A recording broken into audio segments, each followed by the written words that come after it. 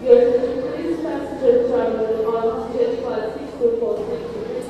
the Philippines and championing agriculture in the ASEAN because I know months ago Philippine agriculture was one of the highlighted sectors.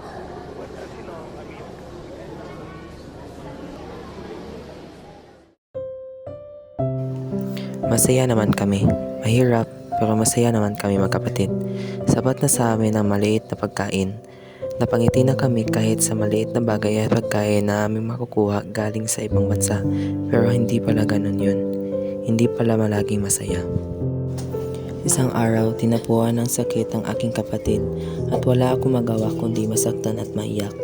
Nang tinawag ko ang isang espesyalista na nag-check sa aking kapatid ay nabigla ako at napaiyak na lamang. Dahil sa lungkot na aking naramdaman, ayaw ko makita mahihirapan ng aking kapatid. Sabi ng kaibigan ko, wala akong mapapala kung mananatili ako dito sa Pilipinas. Kaya nakikipagsapalaran ako sa ibang bansa. Nagkatulong dahil sa isang kapatid ay kayang gawin ang lahat para sa kapakanan ng kanyang kapatid. Kahit ako'y nahihirapan, pinilit ko pa rin lumaban para sa kapakanan ng aking kapatid.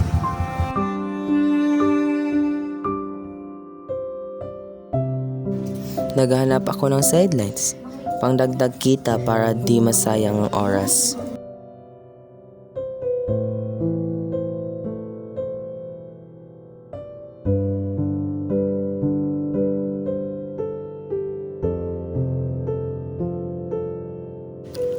Pagkatapos ng ilang mga taon, nakapag-ipon ako para bigyan ng magandang buhay ang aking kapatid. Binilhan ko siya ng mga damit at sapatos kasi hindi ko yun nagawa nung walang-wala pa kami.